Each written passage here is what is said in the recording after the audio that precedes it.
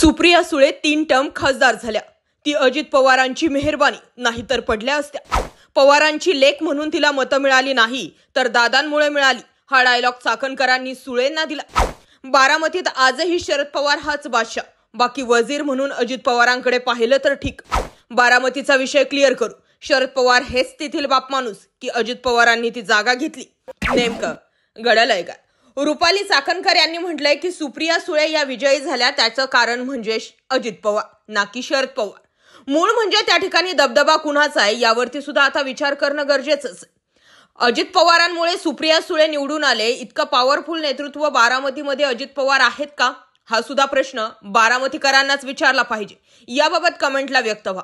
आता मुद्द्याकडे येऊयात.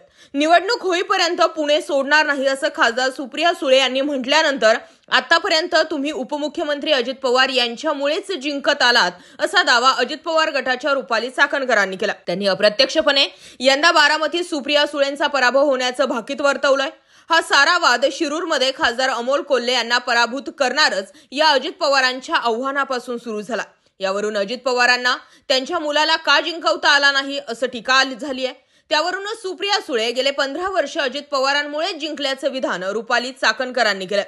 पुणे जिल्ह्यात विधानसभेच्या 20 जागा आहेत. 2019ला पुणे ग्रामीणमध्ये राष्ट्रवादीचं वर्चस्व होतं तर शहरात भाजपचं.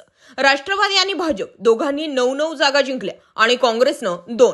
बारामती लोकसभेत ज्या 6 विधानसभा येतात त्यात दौंड, खडकवासला, भोर, पुरंदर, इंदापूर आणि बारामती यांचा समावेश आहे. त्यातील पुरंदर आणि इंदापूर या असं म्हणता येईल की सुप्रिया सुळेंच्या फेवर मधले मतदारसंघ आहेत. सध्या दौंड आणि खडकवासला या ठिकाणी भाजपचे आमदार आहेत. भोर आणि पुरंदर मध्ये काँग्रेसचे तर इंदापूर आणि बारामतीत अजित पवार गटाचे आमदार आहेत. 2019च्या लोकसभेत राष्ट्रवादीच्या सुळेंविरोधात भाजपच्या कांचनकुल लढल्या. सुळेंना 6,86,714 मतं मिळाली तर भाजपच्या कांचनकुल यांना 1,55,000हून अधिक मतांनी पराभूत झाल्या. आता बारामती लोकसभेत विधानसभा निहाय कुणाला किती लीड होतं ते देखील आपण जाणून घेणारच आहोत.